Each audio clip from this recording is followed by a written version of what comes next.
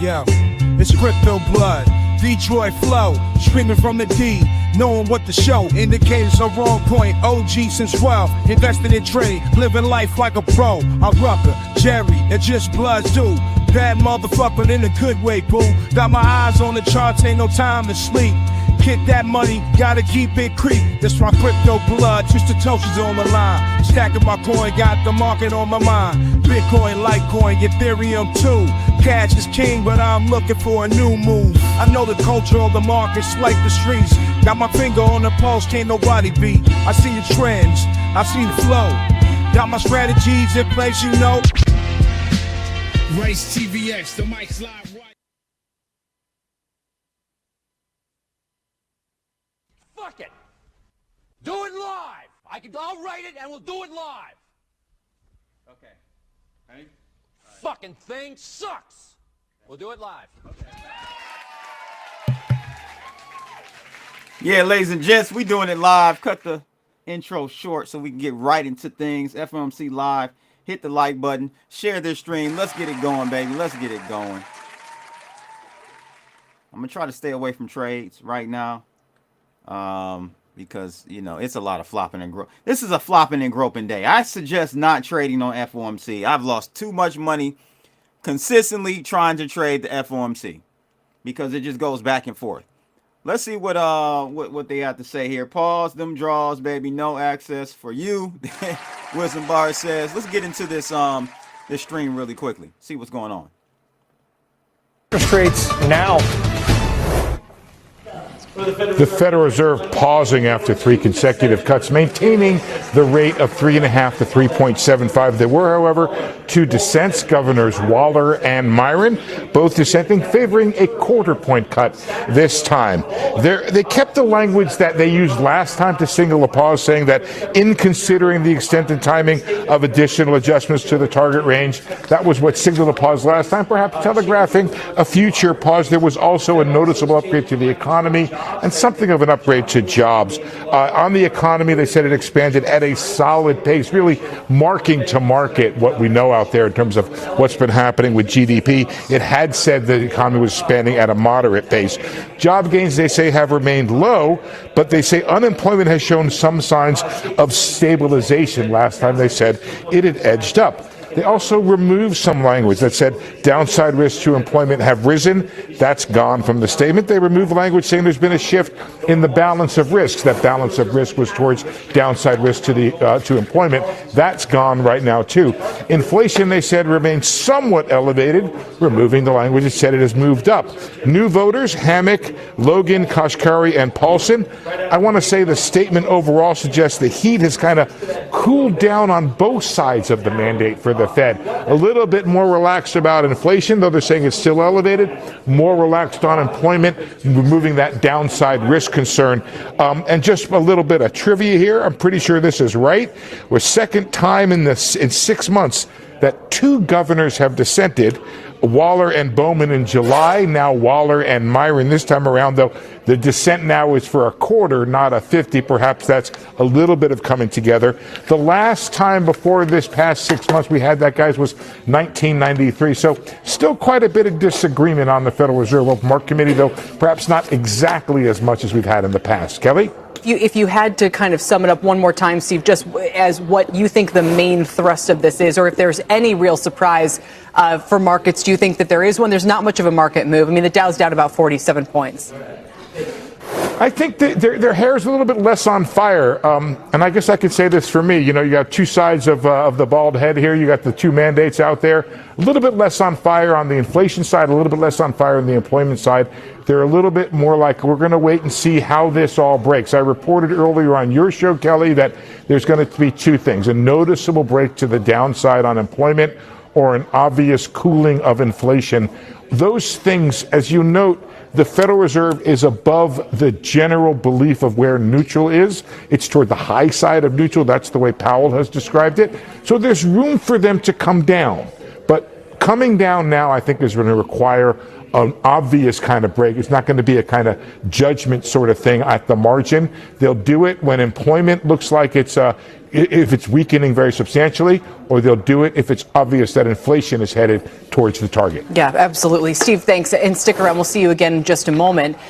Let's talk about the reaction. I just quickly, Jeff Kilberg, if you don't mind to jump in here before we get to Rick. Some thoughts on what we're seeing play out. This is almost like the halftime interview when they're heading to the locker rooms. Like, we haven't heard from Powell yet. This is very early in the game still, to be clear. But what do you think of this? Well, 2 dissents is interesting. It's kind of a stalemate if you think about it, because some folks were looking for it to be more hawkish, potentially more dovish. So this stalemate, I think, actually bodes well. We are going to see some volatility, but keep in mind the VIX at 16. It's illuminating the fact that we want more out of this press conference. David brought it up earlier. This press conference is going to be tangible, palpable, to see what we can do from now until May, when he supposedly, Fed Chairman Powell, is going to remain in office. Yeah, so it's kind of stuck. What was stagnant? Is that what you say? Stalemate. It's an old football term where you're on the goal line, you can't score. So it's like the tush push. Sully knows about that. Yeah, I know. Listen, but I would disagree very quickly. Before we get to Rick Santelli in a second, but David Kelly, I would disagree a little bit with my friend Jeff Kilberg and say, gold is soaring? Gold is soaring. Is gold telling us something about the market's risk? Or, to your point, Jeff, is it just its own thing, and maybe a VIX at 16 doesn't mean that gold's going to move? Gold is soaring. That's lots of liquidity. Silver is soaring. That's lots of liquidity. Dollar's coming down. That's inflation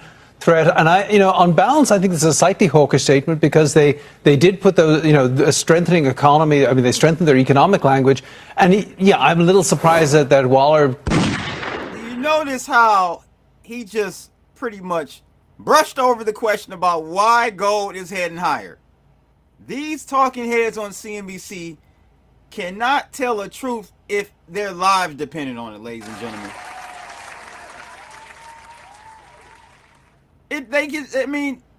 All of that, and just says, wait a minute, there's still, maybe not a slam dunk case for a lot more. But I don't think that's really. I don't think it's happening because of liquidity to come. I think that's because of liquidity that's right now. Mm-hmm. I mean, there's plenty of beer in the fraternity right now without bringing any more in. But I think that's what. You did go to Michigan State. But this may put more pressure on President Trump to come out with an announcement. What the hell is he talking about? A couple of years, the 8th. He wasn't happy with the Pope's ruling. So what did he do? He created his own church. So will Trump potentially not be happy with who he's going to be a candidate for and appoint himself? I know I'm being a little tongue-in-cheek, a little facetious, but this puts a lot of pressure because rates will not be coming down. Well, I wonder if Trump will treat the Fed chair like Henry VIII treated his spouses. We'll see what happens. I didn't go there. I just did. Rick Santelli's in Chicago. He's got reaction in the bond market. Rick, there's not a huge move in bonds, but I mean, how close are you watching this? It's soon, at some point, announcement for a new Fed chair. Yeah, I'm obviously very excited to see who he picks. I have my own thoughts on that, but I don't think any of this is really creating any drama. And that really is kind of a story. Whether it's, the criminal investigation, whether it's the back and forth between the administration and the Fed, all of that gives good fodder for newspapers and websites, but it's not showing up in markets, and it certainly doesn't seem to show up in any of the underpinnings of this meeting or the statement. Two-day charts give you lots of information here, Brian. Look at a 2-day of 2-year and realize that we are dabbling a lot of action today. He kept it real. He kept it real. Rick used to really keep it 100, but Rick is not keeping it 100. Yes, we have a reaction. The markets are front running the fact that Trump is going to put somebody in there that is going to institute easy money policy, easy monetary policy. The markets are heading higher. Equities are heading higher. We got gold, silver heading higher. All risk-on assets are going to head higher except Bitcoin and crypto. Don't know why. It's a little shocking, but overall it is a little shocking. But in the short run, I've told you why I think this is happening with Bitcoin and the crypto markets, why they're not going up like that. But this is, it's indicative. We're seeing what's happening right now with all of these. Let's go over to CNBC.com really quickly, and I can show you guys what I'm talking about. So we go here and we check out CNBC. We look at NASDAQ is up 0.13%. Everything is pretty much unch. Russell 2K is down 1/3%. But if I go to NASDAQ, right, and I zoom out, to the 1 year, where are we? We're near all-time highs. What is Rick Santelli talking about? What is he talking about? I'm telling you, I would not trade the FOMC. AI Griff. I'm done trading FOMCs. Because it's going to go back and forth, especially if you're up now, take your profits. Because once Jerome gets up there, gets to lying and double speaking, markets are going to go all over the place. You're going to get stopped out. Shout out to Creole the Traveler. Yes, Bullion Blood. That's my name.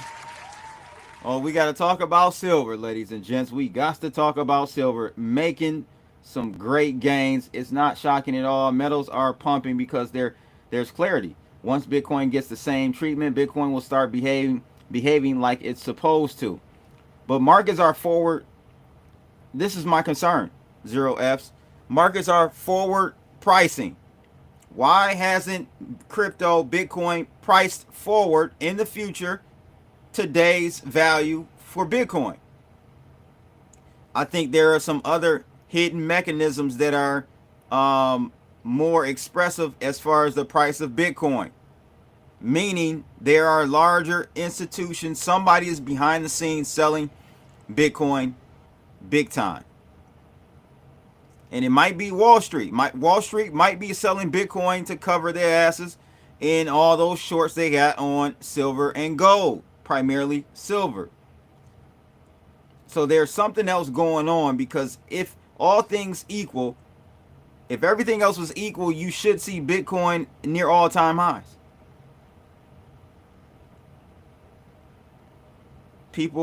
Markets are people, and people are emotional. Very true, but there's something else going on, in my opinion, 0Fs.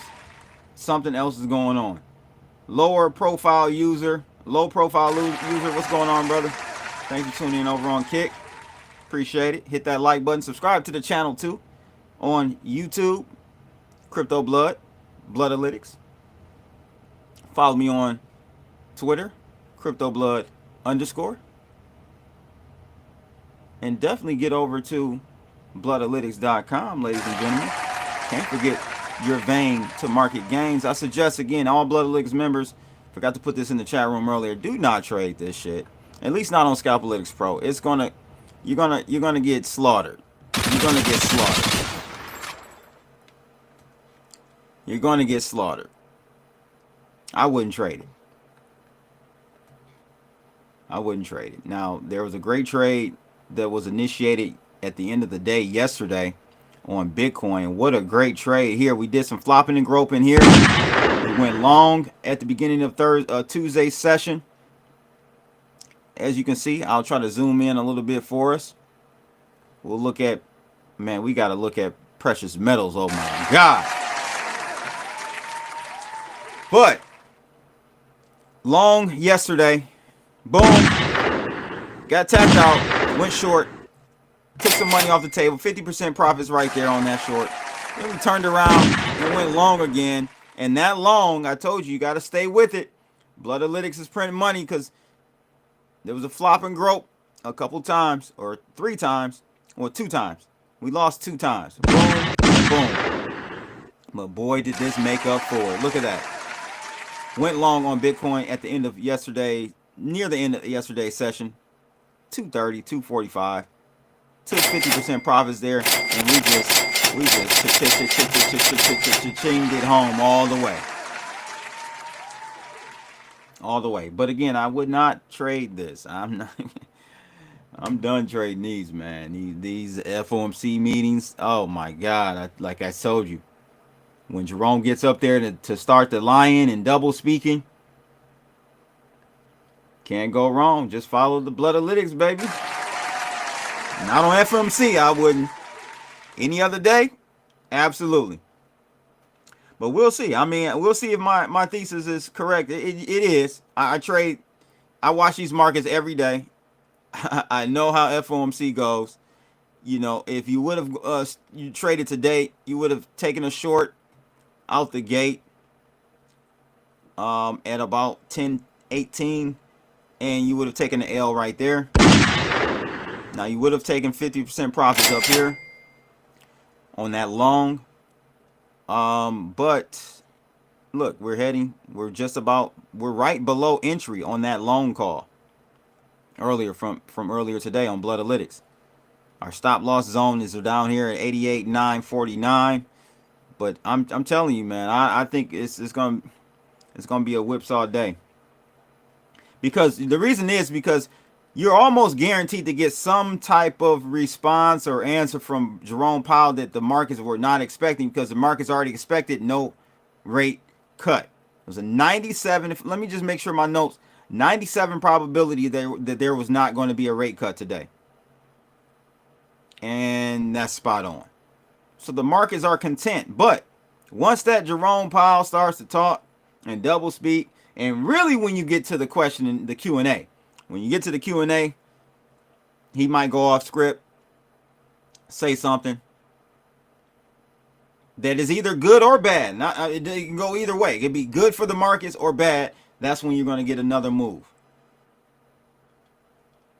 Precious metals, ladies. Shout out to all my Boolean bloods out there. Good God almighty. Prospector in the building. What's going on? Metals won't be acknowledged. Countries no longer playing NYC. International law is no longer applies. Big money fleeing fiat. Big money fleeing fiat. Indeed. Mr. Tequila is always on spot on. Shout out to Mr. Tequila. So 2:30, we're going to head back over, watch Jerome Powell. I've got the live feed already synced up and ready to go from the Federal Reserve website. Q&A is the flop and grope events, grabbing and pulling. Yeah, exactly, man. Stay out of the way if you're trading today. Scalpalytics, my members, I would just suggest not even trade it. Don't even trade it. Leave it to Beaver. Leave it to Beaver. Now let's look at gold and the precious metals. We got a smackdown last night, or earlier today and yesterday. Smackdown on silver and a little bit on gold, but gold seems to be a little bit more resilient. And it's just because silver has had such a run. Gold is still up 2.2%. It hit 5,300, above 5,300. Got to be a well-rounded trader to step in that ring. There you go, man. You got to be disciplined to step in that ring. That's really what it comes down to, discipline. Got to be disciplined. So as you guys see, gold at up $118 again. I saw it printing above 5,300 earlier today. Silver though, silver is where it's at. Silver is where it's at. Silver touch 115 today. We go out to the hour. You'll see yesterday, if I'm not mistaken, yesterday we saw, or 2 days ago, we saw silver hit 117. Now, the discrepancy is the premium, the spread. Shanghai, 131. 131 on the print, on the board. Look at that gap. $16 premium. Insane. It's a little higher than that. Absolutely insane. So this is why COMEX can't do what they want to do. Shanghai is now keeping it 100. They keep it at 98 plus 2 pennies, guys. What we see here over on Shanghai is a better representation of fair value for silver. Okay. What did Crypto Blood tell you? Where did I say for sure we are heading towards? I said we have to go towards where the U.S. Mint reset their American Eagles for silver. 1 troy ounce American Eagles are selling for 173. We got to get close to that. We got to get somewhere around there. 160. and then we'll figure out what's going on. So if you are, and again, if you're buying silver or have bought it at $80, I would say $70 or higher, I wouldn't even be entertaining selling it at $150. It's not financial advice, but when you're going to buy physical, this is it's a conviction. This is not a trade. If you want to trade, there are multiple exchanges and brokers you can trade paper contracts. But if you're buying silver or have bought silver above $60, $70, me personally, I wouldn't be selling, because there's premiums on. You're just gonna lose money, man. You're leaving money. Now, if we get to $400, $500, even $300, you bought at $60, $70. Okay, if you want to take a little profits, sure, treat yourself. But I would not be selling any silver at these prices, because we got a long way to go, ladies and gents. Adgrip said, see all the doom and gloom people putting up videos, shops won't buy my silver. That makes me want to buy more. Yeah, that doesn't make any sense. Because when shops, let me just say this, there is no reason for a shop not to buy your silver, because they're buying it from you at a discount. So it's like printing money. It's a spread. So they're not buying it from you at spot. They're buying it from you at spot minus premium, minus a discount, right? Not a premium, but a discount. Whether it be 15%, 10%, 15, 20%. Don't go to pawn shops. They're going to get your ass. But, all they got to do is take your gold or silver and then sell it to a bullion bank or something. A relationship they have. And it's easy spread. Easy money. The bullion banks need it. So there's demand on that side. Blood, the song that was quintessential anthem of the Great Depression, brother. Can you save a dime? Yeah, this is perfect time to use assets as collateral and borrow against them. Zero taxes with cash in hand. There you go, bro. Exactly. Round of applause to Zero X. He's on it. He's on it. Hit that like button. Show me some love in the chat room, too.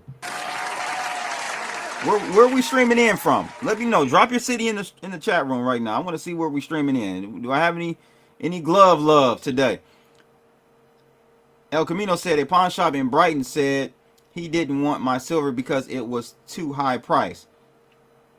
Oh, pawn shops are idiots. They don't understand. They're not bullion dealers. You got to go to a coin shop or something like that. Yeah, he's not thinking. Because what he's going to try to do is he's going to take that at a pawn shop. What he's going to do is put that silver in his case, in his display case. And at that point, there is a risk. You're holding silver. It could drop 20%, and you're screwed. So you want to go to somewhere like a coin dealer. LA in the building. Shout out to LA. West Side. Tokenization and ISO 220 tokens are the future. Hybrid in the building. Drop where your location is so CB can pull up.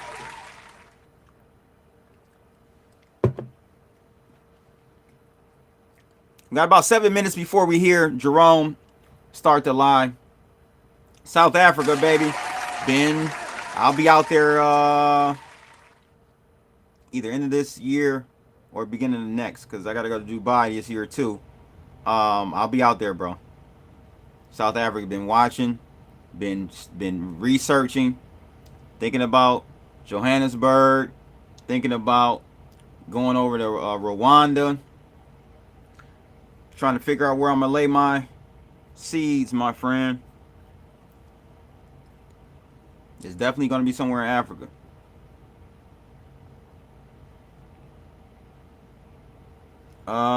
So shout out to my SAs out there. So Any good places in Michigan to buy and sell silver for us Michiganders? We have Michiganders in the building, baby. Killer Cali in the house.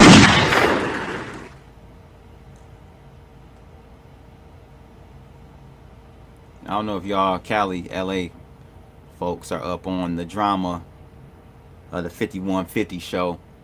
Corey Holcomb. I was watching it last night. I don't usually watch him much because I'm just not into that type of YouTube content usually. But I've been caught up in it. And so I was researching Cape Town too. I hear Cape Town is like the Miami of South Africa. I'm like, yep, that's my speed. So I gotta definitely come down to Cape Town and see what's going on, bro. Love more is in the building, guys. Thank you for tuning in. Hit the like button from Florida. Corey verse Anton. Cali all day, D Fuentes says. Yes, I am. Corey verse 8. Hey, listen, man. I did a video on my second channel, The Angel of Death. Yes, sir. Anton's new name is Anton Devils, ladies and gentlemen. Anton Devils. That's Anton Daniels' new name. All right. He has lost his freaking mind.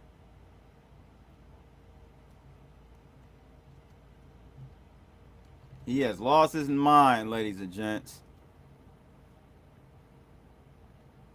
Go follow if you're into this, you know, like comedy, politics, culture. My other channel, The Red Nugent. I literally just did a video. I just did a video, bro. Look at this video thumbnail. Anton is God's darkest angel. He sure is. He is God's darkest angel.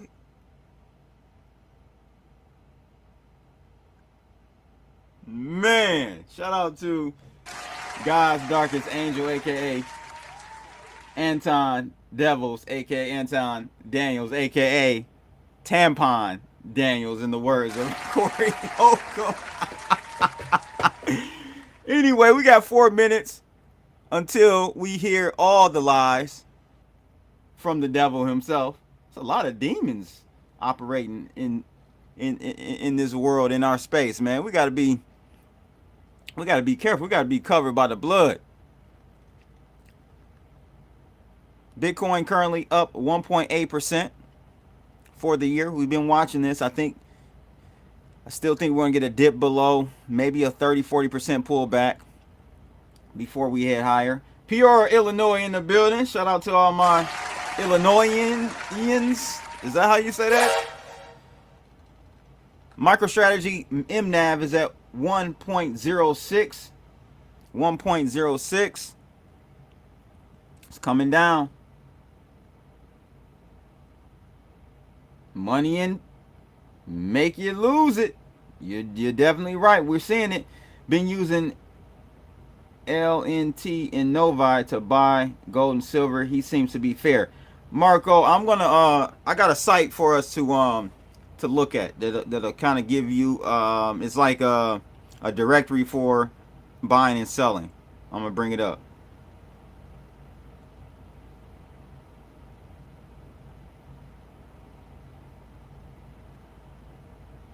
Bought at 80, wait until it hits 1,000.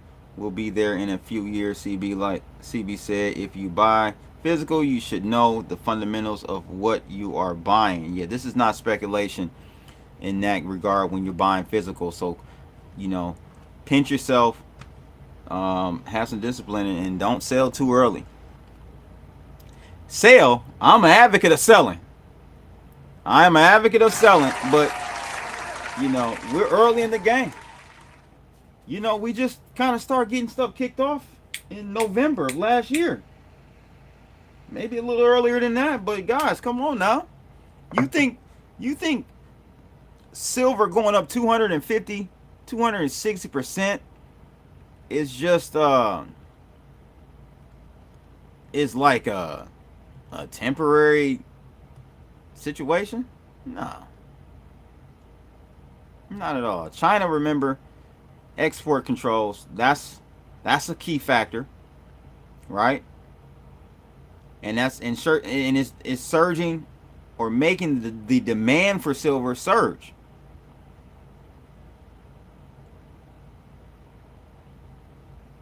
We've doubled since November.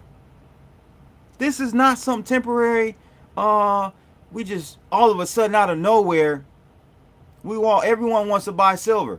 No, there's something fundamentally going on that the smart money knows about, ladies and gentlemen.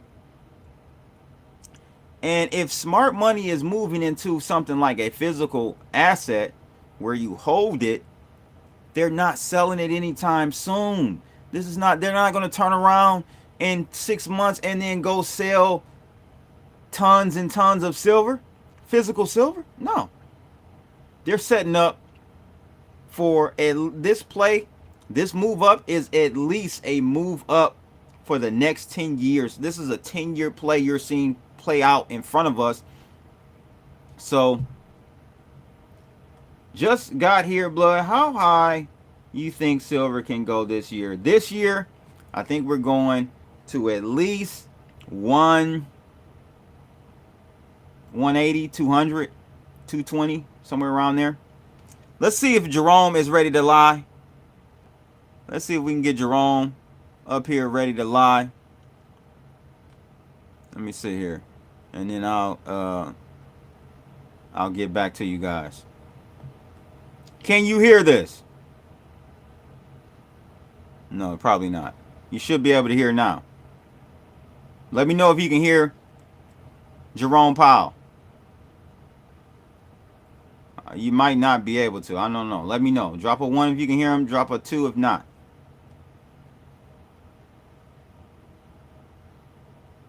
Yeah, I've heard about them too. Can you guys hear? All right. Policy after briefly get that. Now you should be able to hear. Available indicators suggest that economic activity has been expanding at a solid pace. Consumer spending has been resilient, and business fixed investment has continued to expand. In contrast, activity in the housing sector has remained weak. The temporary shutdown of the federal government likely weighed on economic activity last quarter, but these effects should be reversed as the reopening boosts growth this quarter. In the labor market, indicators suggest that conditions may be stabilizing after a period of gradual softening. The unemployment rate was 4.4% in December and has changed little in recent months. Job gains have remained low. Total non-farm payrolls declined at an average pace of 22,000 per month over the last 3 months. Excluding government employment, private payrolls rose at an average pace of 29,000 per month. A good part of the slowing in the pace of job growth over the past year reflects a decline in the growth of the labor force due to lower immigration and labor force participation, though labor demand has clearly softened as well. Other indicators, including openings, layoffs, hiring, and nominal wage growth, show little change in recent months. Inflation has eased significantly from its highs in mid-2022, but remains somewhat elevated relative to our 2% longer-run goal.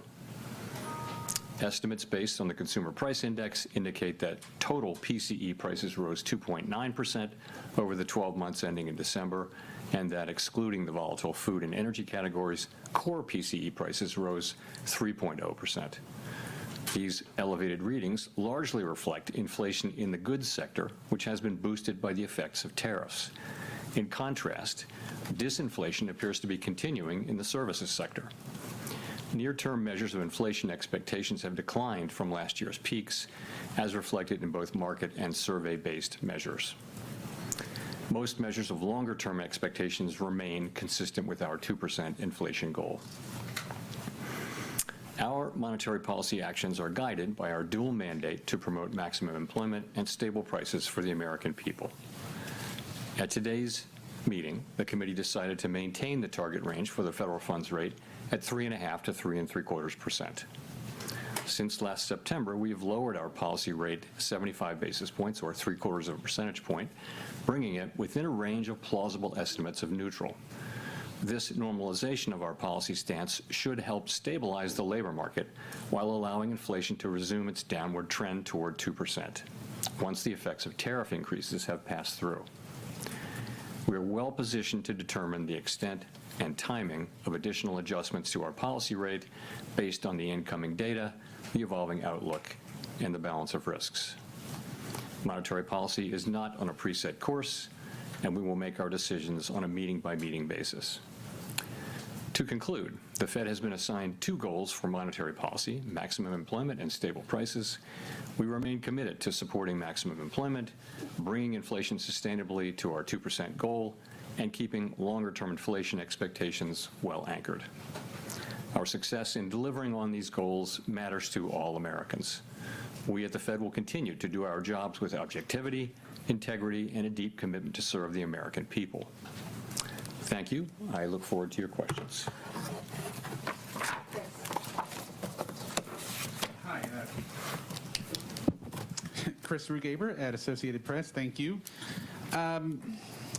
I wanted to ask that, you attended the Supreme Court hearing last week on the Lisa Cook case, and Treasury Secretary Scott Bessent criticized that as political. Can you say why you attended and what you would say in response to the Secretary's criticism? So I don't respond to comments by other officials, whoever they may be. It's just not appropriate to do that. I will tell you why I attended. I would say that that case is perhaps the most important legal case in the Fed's 113-year history. And as I thought about it, I thought it might be hard to explain why I didn't attend. In addition, Paul Volcker went to a Supreme Court case famously in, I guess, 1985 or so. So it's precedented, and I thought it was an appropriate thing, and I did it. Great. And then just quickly follow on the job market. You mentioned last month that the household survey might be distorted, and you also mentioned the potential for overcounting jobs, which would suggest that we're still in a negative hiring pace. So do you see the drop in the unemployment rate as solid? And what's the basis for saying that things have stabilized? Thank you. So, yeah, really 2 questions. One is, so we're getting through the distortions in the data from the shutdown. However big they were in November, they're smaller in December. So we're getting to a place where they're no longer material. They're still there, but it's a tweak here and there. The reason why we changed the statement, let me pull it out, was simply, it used to say that judges that downside risks to employment rose in recent months. So we saw, data coming in which suggests some signs of stabilization. I wouldn't go too far with that, but some signs of stabilization. There are also some signs of continued cooling. And so we thought that was no longer an accurate description of the data. In addition, the outlook for economic activity has clearly improved since the last meeting, and that should matter for labor demand and for employment over time. So for those 2 reasons, we thought we would take that language out of the statement.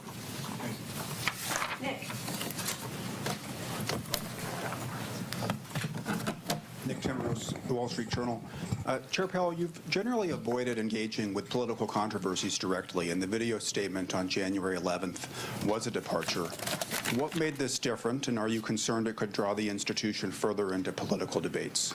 So today I'm simply going to refer you to the statement that I made on January 11. I'm not going to expand on it or repeat it. So I'm just not going to. This is really about the press conference and the economy and what we did today, and some ancillary areas, but I'm not going to be getting into that. Can you say whether the Fed has responded to the subpoenas? I have nothing for you on that today. Mike.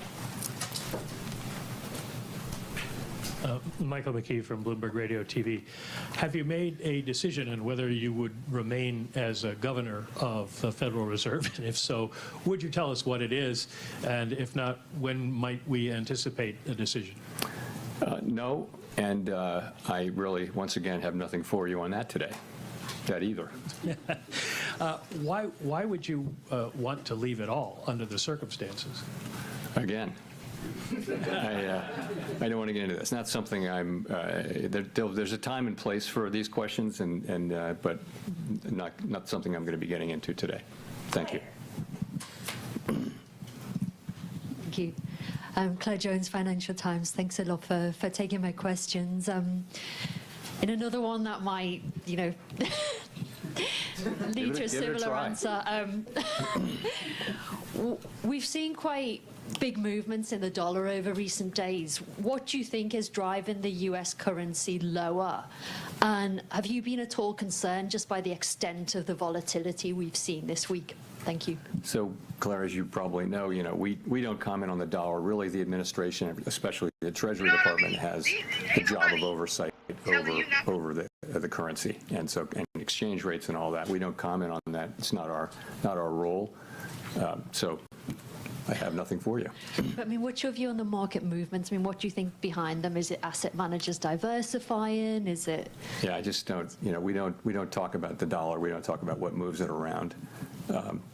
It's just not appropriate for us to do so. Really, the Treasury Department has that. It's their role, their bailiwick, and we stay off it. We do monetary policy and some other things, but we don't comment on the dollar. Sorry.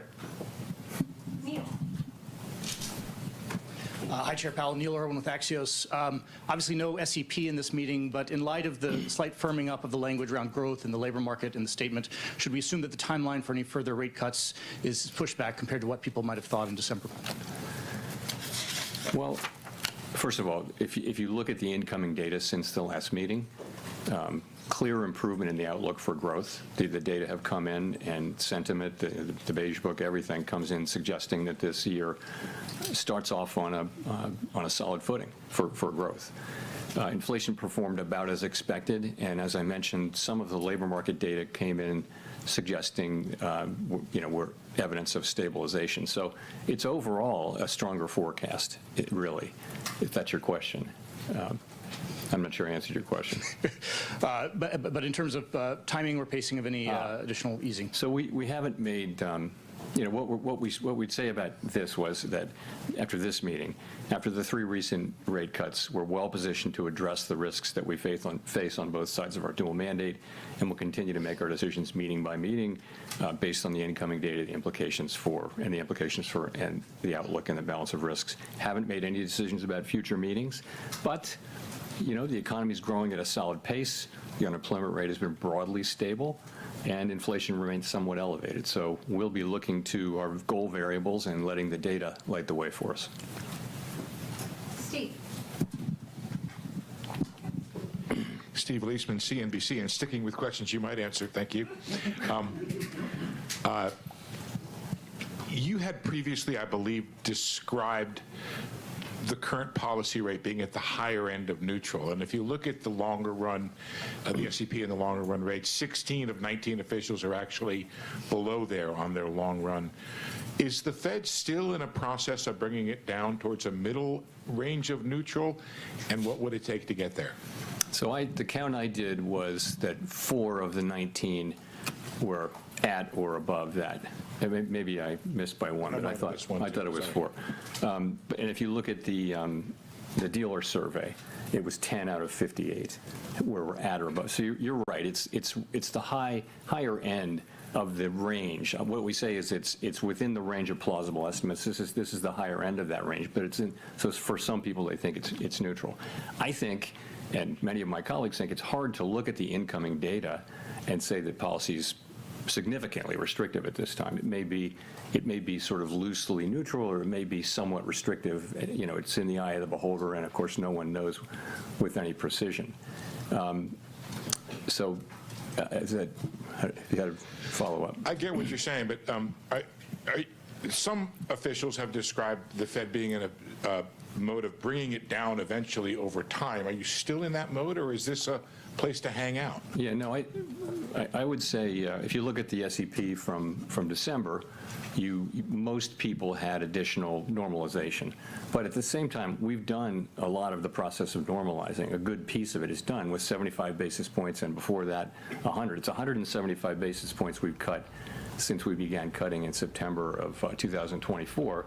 So you've moved now to, Fed funds is running just a little below 3.65%. So you've moved a good way, and we think we're well positioned here to watch how the economy performs, look at the data.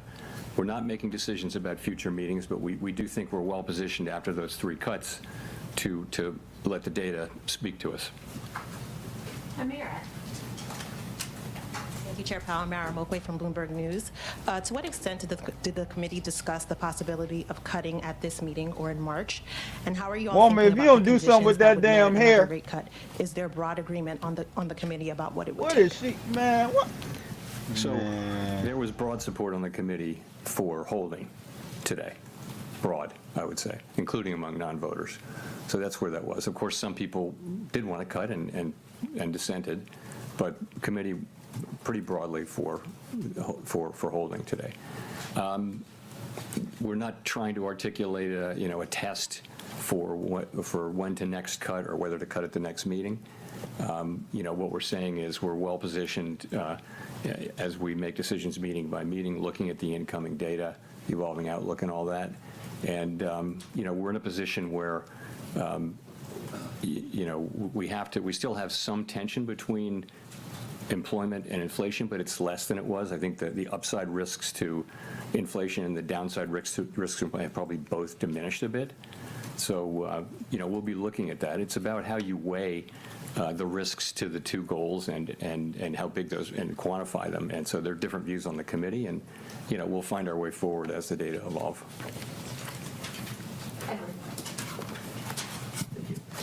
Thank you, Mr. Chairman. Edward Lawrence from Fox Business.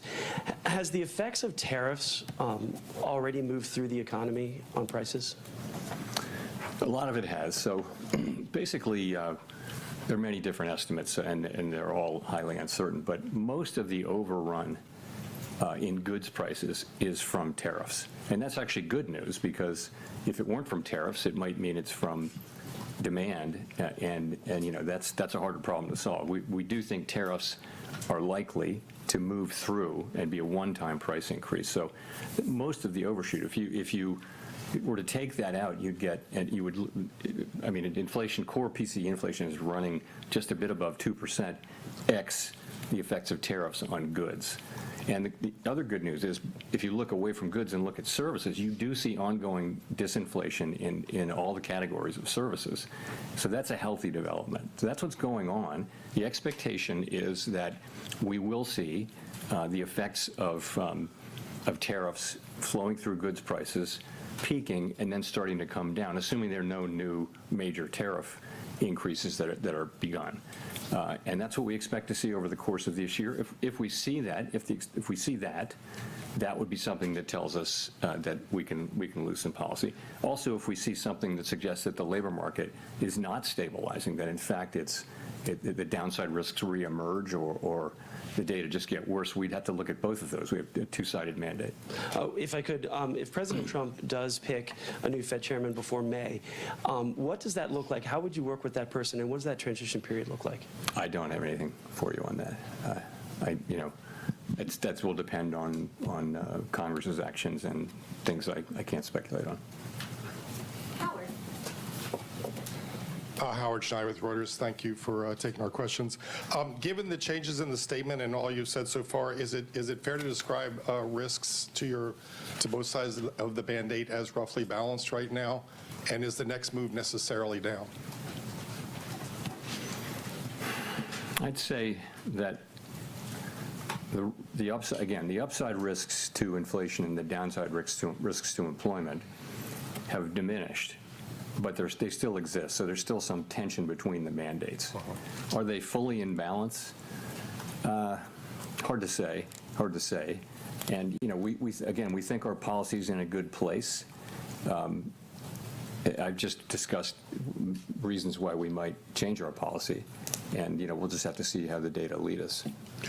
I'm wondering, you a minute ago you said you felt expectations were consistent with your mandate, that the 2 and the 10-year break-evens have moved quite notably in the last couple of weeks, I believe.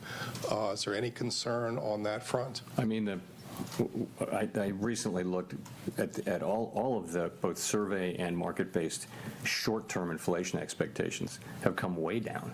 They were in a good place at the beginning of last year. They spiked around Liberation Day, and now they've fully retraced in the last few months. So that's very comforting. And the longer-term inflation expectations have remained in places that are very consistent with 2% inflation over time. So expectations have been solid, and they reflect confidence in the return to 2% inflation.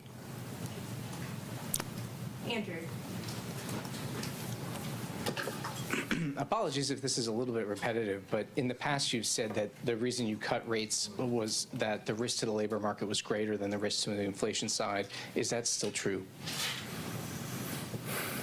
We haven't made. You're right. We saw the labor market weakening, and we acted. And I think that was the appropriate thing to do. We will always act to address what we see as the economy moving away from our goals. Risks to both of the variables are a little less. I think the upside risk to inflation, again, a little bit less, and the downside risk to employment, a little less. I just would say that I'm not making a judgment about how, one of them is more at risk than the other, just that the risks to both of them have diminished. Okay, thanks. BIS wrote a paper last summer which concluded that global investors were hedging their dollar exposures in ways that previously they hadn't because of policy uncertainty. Do you agree with BIS? We really don't see much at all about that whole story. There's just not a lot of data that suggests that there's much to that. Thanks. Anna Swanson with the New York Times. Can you talk more about what you would need to see in the labor market to conclude it's time to resume easing? Do you need to see further deterioration in the labor market, or would it be enough for inflation to soften? So we'll always be looking at both things. And so there could be combinations, infinite numbers of combinations that would cause us to want to move. Certainly, a weakening labor market would be an argument for loosening. But what's happening with inflation? If inflation were at the same time getting worse, you just have a very difficult situation there. So we'll be looking at both. Clearly, a weakening labor market calls for cutting. A stronger labor market says that the rates are in a good place. We'll have to be making similar judgments, too, on inflation, though. And if inflation does pick back up and the labor market doesn't show further signs of deterioration, is there a chance that you could raise rates rather than simply remaining on hold? What would you need to see to consider hiking? We don't take things off the table, but it isn't anybody's base case right now, anybody's base case, that the next move will be a rate hike. But, ultimately we'll do what we think is the right thing. But that's not where people's expectations are right now. Victoria. Hi, Victoria Guida with Politico. I wanted to ask, you've talked in the past about concerns about the U.S. fiscal trajectory, and we've seen in the Japanese bond market a lot of turmoil recently, in part due to concerns over their fiscal and long-term economic outlook. So do you worry that the U.S. could at some point find itself in a similar situation to Japan, whether for fiscal or demographic reasons? Over time, you've seen that U.S. rates have remained they haven't moved a lot really for a while, but they haven't moved a lot because of what's been happening in Japan. So it's more of an over time thing.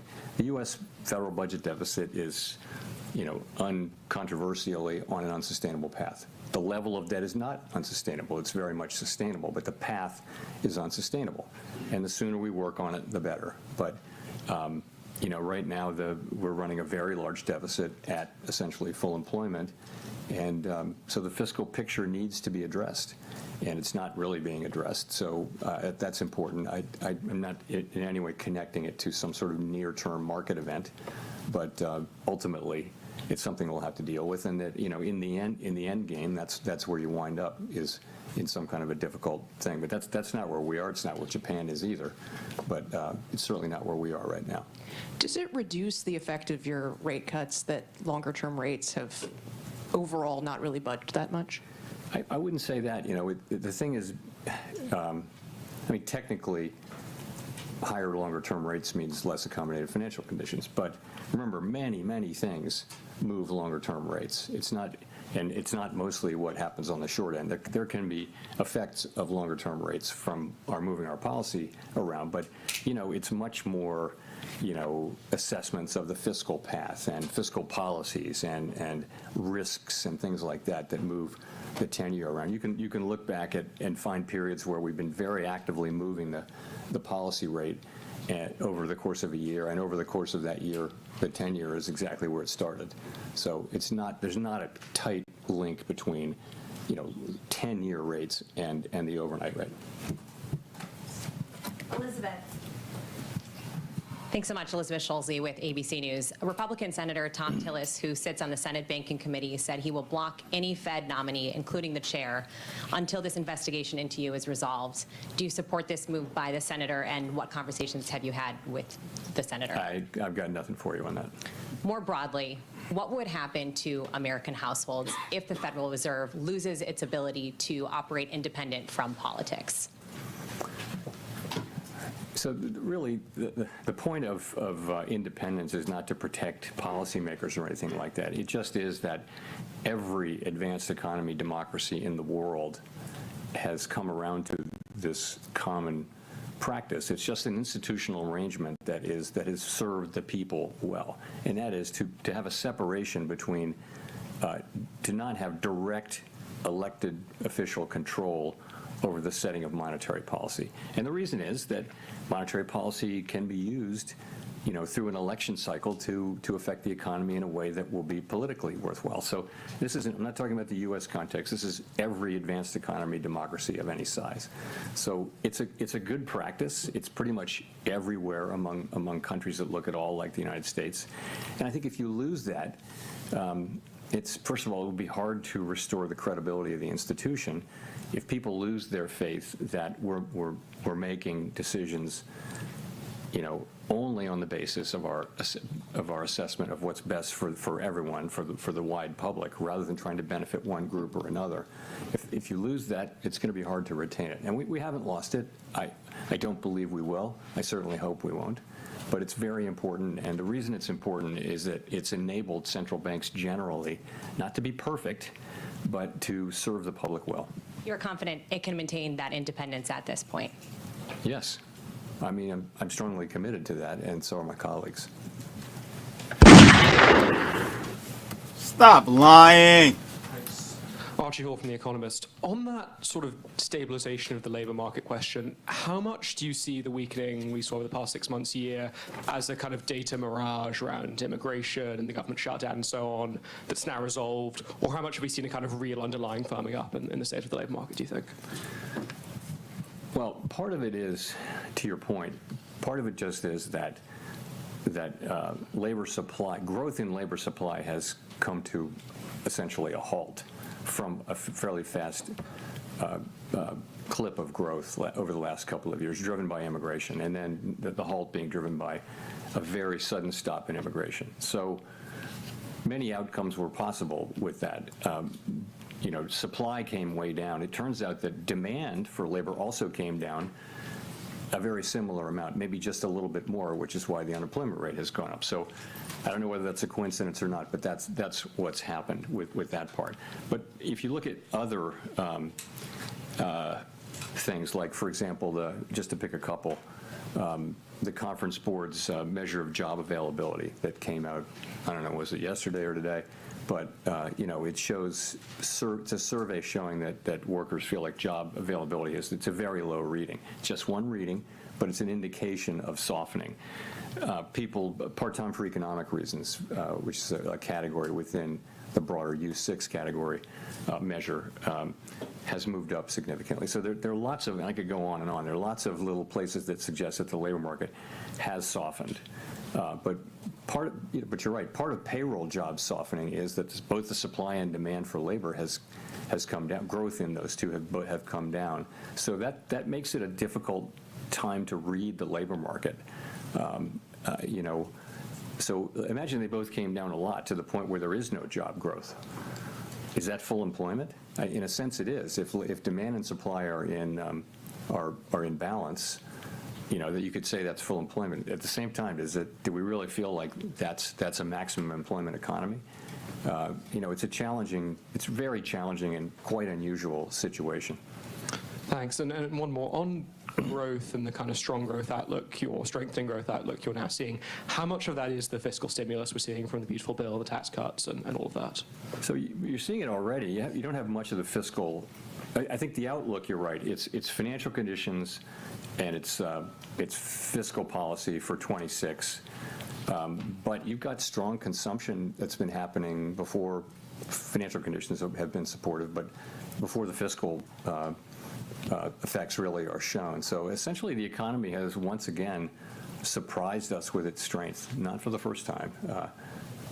Consumer spending, although it's uneven across income categories, but consumer spending overall numbers are good, and we're benefiting from the AI build out of data centers. That's another thing we're benefiting from. But the economy overall, growth is on a solid footing. It looks like, and it's not just those things. It's just the consumer is filling out surveys that sound really negative and then spending. So there's been a disconnect for some time between downbeat surveys and we're going to show you really good spending data. We're going to show you what spending looks like here in a second, Mr. Jerome Powell. With Thanks, these Chair Powell. layoffs. Christine Romans from NBC News. You talked about how consumer spending is uneven. The president calls inflation defeated and solved. The FOMC says it's a somewhat elevated inflation.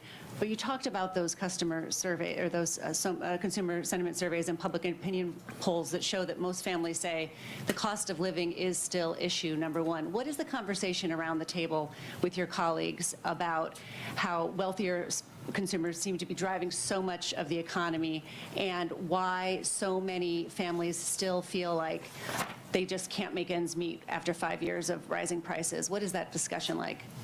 So a couple things. One, there's something to it in that we know that higher income households that tend to own real estate and tend to own stocks, securities, and those assets have been going up in value, and increases in wealth do support spending over time. So, and that's clearly a part of the story. We also know that for some time now, for a year or more, we've been hearing from retailers, for example, that serve lower income customers, whether it be food or the big box stores or anything. They're saying the same thing, which is our consumers are looking to economize. They're trading down from brands, and they're buying less, and it's changing their buying habits and that kind of thing. So we're seeing that, and that is a reality of what we're seeing. They're still consuming, but they're feeling it in a different way. I would say more broadly on affordability, we have a vast network through the reserve banks and also through the Board of Governors, where we talk to small and large businesses and households, and so we do hear a lot about affordability, and we take that very seriously, and we take it to heart, because one of our jobs is price stability, and so the best thing we can do for people who are feeling that squeeze is to keep inflation under control, and frankly, to finish the job of getting inflation back down to 2%. You mentioned the AI build out as being positive for economic growth this year. I wonder, as you look at the weakest year last year for job creation of a non-recession year since like 2003, are you concerned about AI maybe supplanting more entry-level work and entry-level jobs, and how does that play into what you're watching about the labor market? So everyone, of course, is watching AI and the deployment and, trying to understand exactly what's happening. And there's a wide range of possibilities. It's hard to say. And of course, anyone who uses it is amazed at what it can accomplish, right? So every technological wave will eliminate some jobs and create other jobs. And it's always been the case. If you look back, wave after wave after wave, there will be some disruption, but ultimately technology increases productivity, which is the basis for rising wages. And it may not all happen immediately, but over time, it's what enables incomes to rise over time, is rising productivity. So and we always ask, well, this is going to be different, is it going to be different? And we don't know. And we may, in any case, see in the short term jobs that are being eliminated by the capabilities of AI. We may see that. We just don't know what the overall effect is going to be. So how to think about it in macroeconomic terms, it's very hard. We can look at the aggregate data.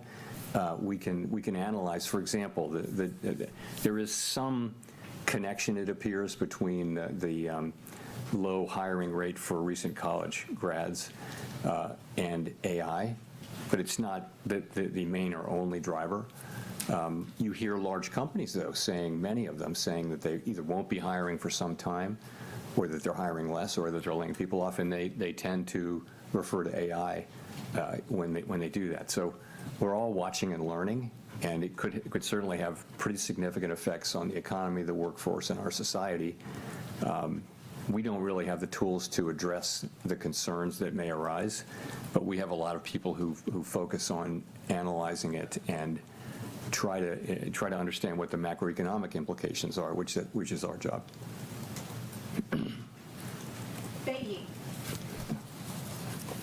Thank you, Chair Powell. Bayi from AFP News Agency. You mentioned earlier that on inflation, the broad expectation was for a one-time price increase and then for inflation to come down. And I was wondering, is your expectation still for inflation to start cooling in the second half of 2026? And if you could elaborate how far we are from target currently. Thank you. So how far we are from target is, as I mentioned in my opening remarks, we had 3.0% core PCE inflation over the 12 months ending in December, and that's pretty much what we had the year before. So on net, no progress, but the story behind that is modestly positive in that most of the overshoot was in goods prices, which we think is related to tariffs, and ultimately we think those will not result in inflation as opposed to a one-time price increase. Okay, so that's where it is. In terms of, you asked, no one thinks they will, ex ante understand really clearly, precisely when this will happen. But there's an expectation that sometime in the middle quarters of the year, we'll see tariff inflation topping out. So what we do is when a tariff is put in place, we track the effect of those tariffs over a 6, 7, 8, 9 month period, and you can see for that tariff how long it takes to reach a place where it's affected the price level, and that's it. So we're getting better at that, and our estimate is that it'll be sometime in the middle of the year, but I wouldn't look for great precision in that. But we'll be able to see whether things are moving in that direction. I think we'll be able to see. Richard Escobedo. Thanks, Chair Powell. I'm Richard Escobedo with CBS News. I want to look outside the U.S. about what's happening outside our shores and how it impacts the U.S. Canada's Prime Minister said last week that there's been a rupture in the global order, and I wonder how you're thinking about geopolitical risk as it relates to the U.S. economy. So I can't comment on that speech or statement or anything like that. Geopolitical risk for us is, a lot of it is around energy, oil. And so far we haven't, for all the turmoil, oil prices have come down, as you know, and so we don't really see much. Longer than that, it's trade, and the trade, the economy, our economy has pulled through pretty well, you'd have to say, given the very significant changes in trade policy. The U.S. economy has pushed right through.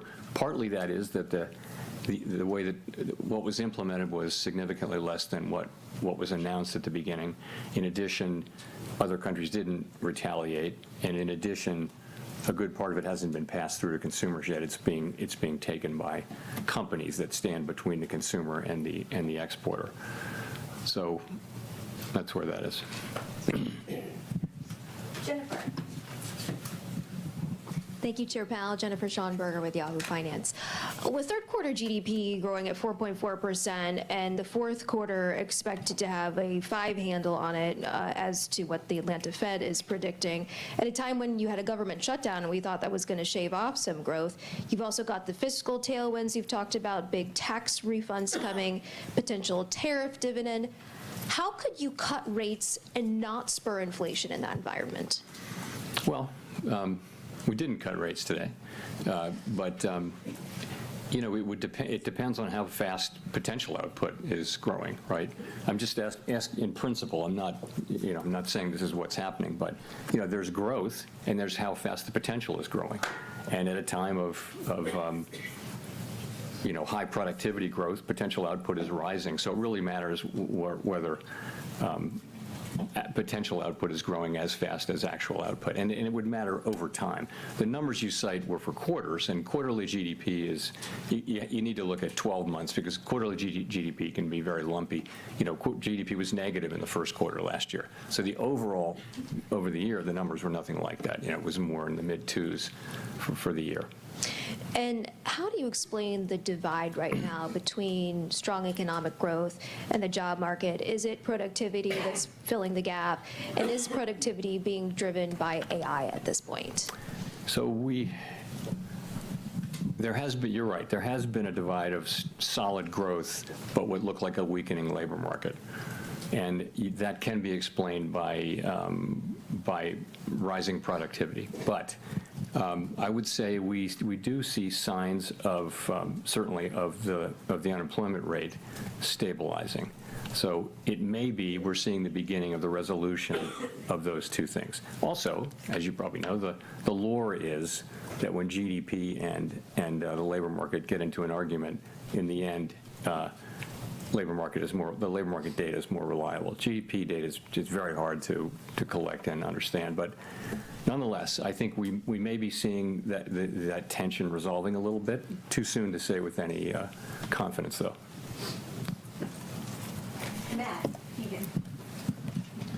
Matt Egan with CNN. Chair Powell, after today, you have 2 meetings left as Fed chair. You've obviously experienced a lot during your time as Fed chair, served under multiple presidents. I'm wondering what advice you have for whoever your successor might be.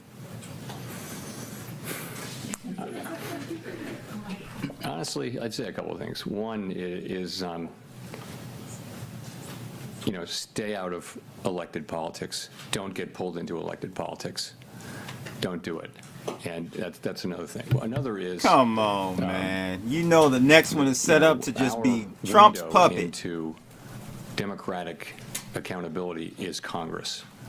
And it's not a passive burden for us to go to Congress and talk to people. It's an affirmative, regular obligation. If you want democratic legitimacy, you earn it by your interactions with our elected overseers. And so it's something you need to work hard at, and I have worked hard at it. So, and the last thing is, you know, it's easy to criticize government institutions so many ways. I will tell whoever it is, you're about to meet the most qualified group of people you not only have ever worked with, you will ever work with.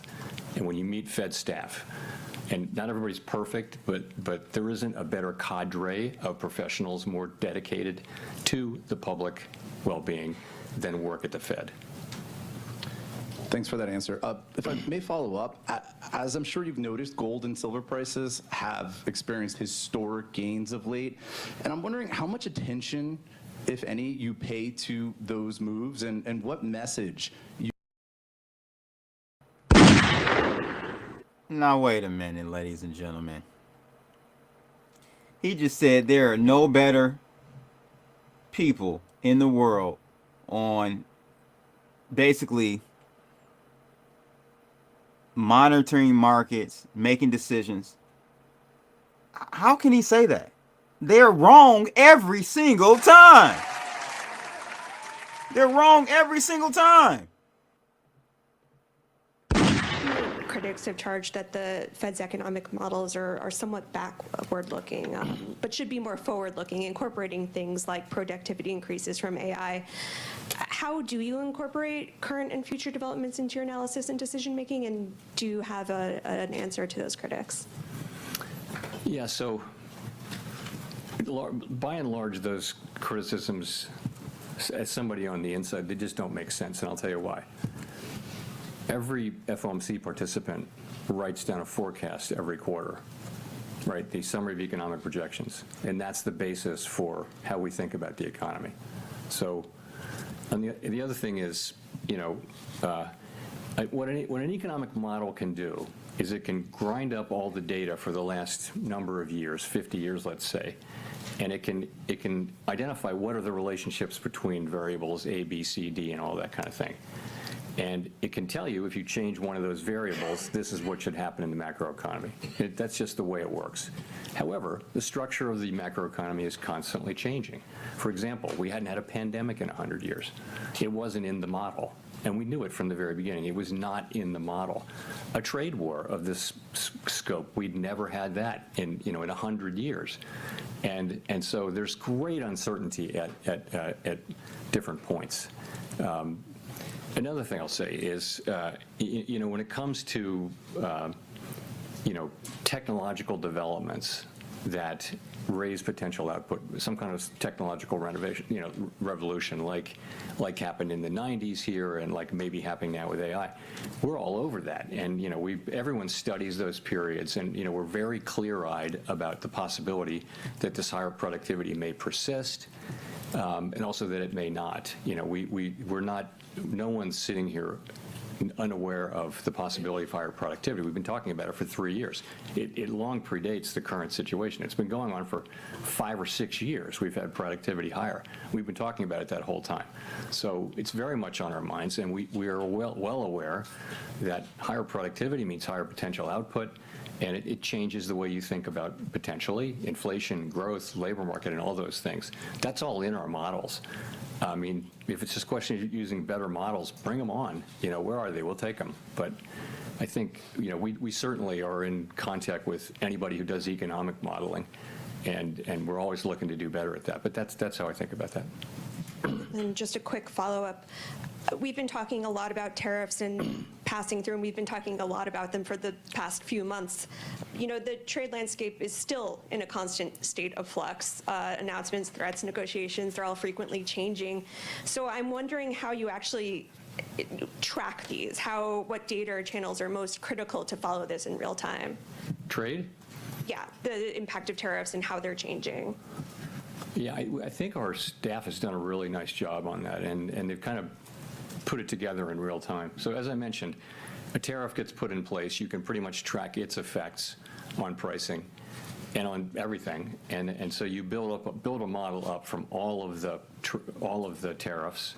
At the beginning, it was very much of a forecast. Now it's every cycle that goes by, it becomes more informed by actual data, and our forecasts were not far off. What changed was, as I think I said earlier, what was implemented was smaller than what was announced. In addition, we didn't see retaliation internationally, and I think people did generally expect that because we saw that in the past, and that really mattered too. And then the other thing is that pass-through didn't know how fast that was going to be to consumers, didn't know how much exporters would take, how much companies in the middle would take, and how much the consumer would take. And it turns out it's a lot of companies in the middle who, by the way, are pretty strongly committed to passing the rest of it through, which is one of the reasons why we need to keep our eye on inflation and not declare victory prematurely. Thank you. We're done? We're done. Okay. Thank you very much.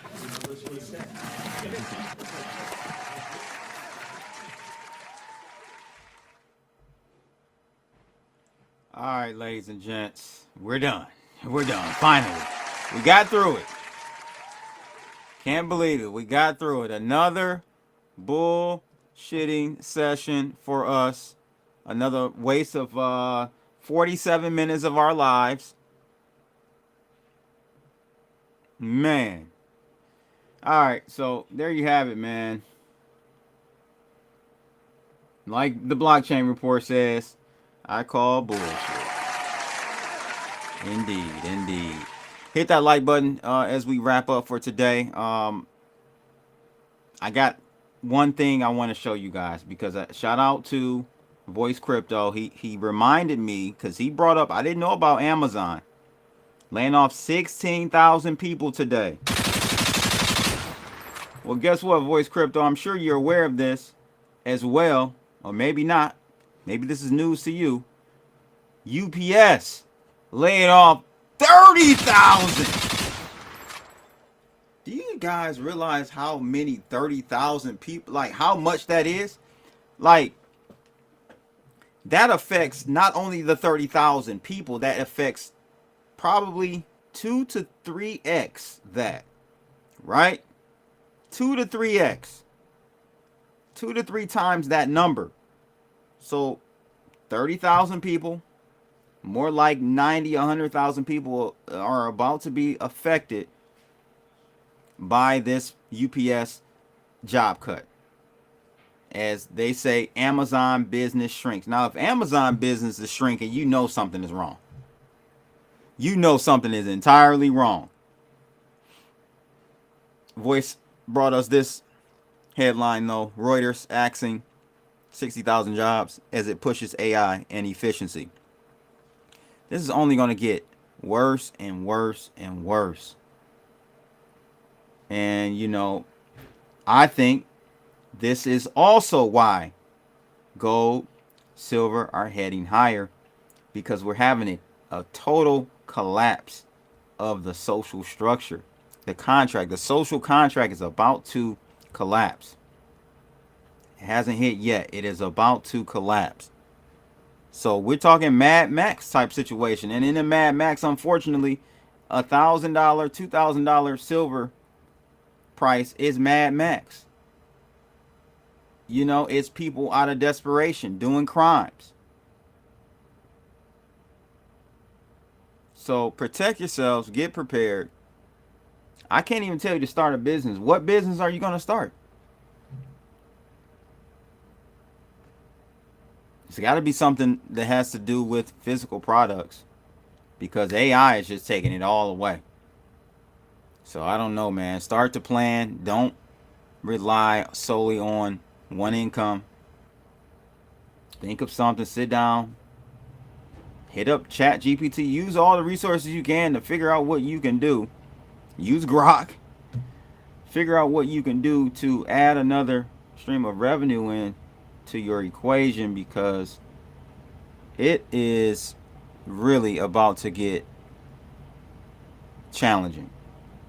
Hate to be doom and gloom. And so if that's the case, man, people aren't going to, they're not going to be speculating in stocks and crypto and stuff. They're going to need that money to survive. And so Sekila says AI is just an excuse. Problems are much deeper. When purge, man, 25,000 population of Osco County I live in. Exactly, bro. That's like all of them being laid off. Now, granted, it's not, you know, this is not impacting one area. This is across the nation. But 60 to 30,000 people laid off on top of the 16,000 from Amazon, ladies and gentlemen, is crazy work. Crazy work. Start a pimping business. Hey, ass will never go out of style. I'll tell you that much. I mean, not my cup of tea. But if you want to start pimping and pandering, more power to you. Trading and investing is, yeah, you got to trade. You got to trade. Unfortunately, this is why we're seeing, and I saw a tweet from my guy. Let me see if I can pull that up really quickly. I really want to highlight this, because this is why we're seeing the proliferation of gambling, because people have no other choice. My guy John Kim put this out a couple days ago, and I'm with him. He said, if I ever got famous, I'd never take money from any gambling company, no matter how much they offered to pay me. Gambling ruins people. It's net negative for society. Don't listen to what people say. Watch who they take money from. Round of applause. And I said, I retweeted that, but I also had to add in there, they're trying to change definitions. Them damn prediction markets are gambling, is a gambling scenario too. I'm sorry. In most cases, that's gambling as well. So if you can learn how to trade,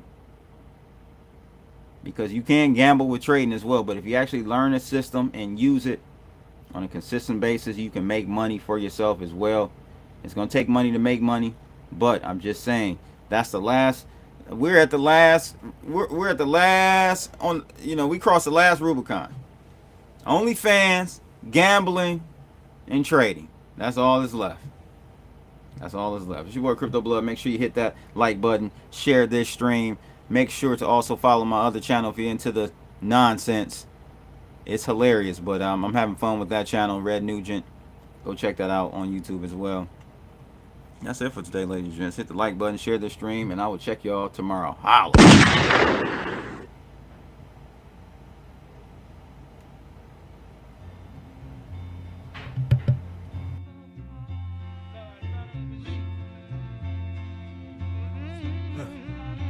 Yo, it's Crypto Blood, Detroit flow, streaming from the D, knowing what to show. Indicators are wrong point, OG since 12, invested in trade, living life like a pro. I'm Rucker, Jerry, it's just Blood do.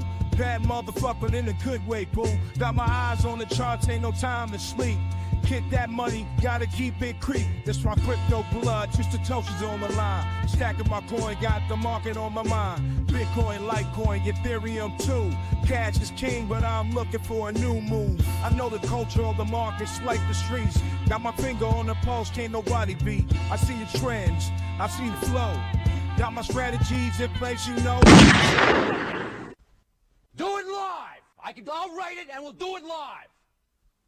Okay. Ready? Fucking thing sucks! We'll do it live. Okay.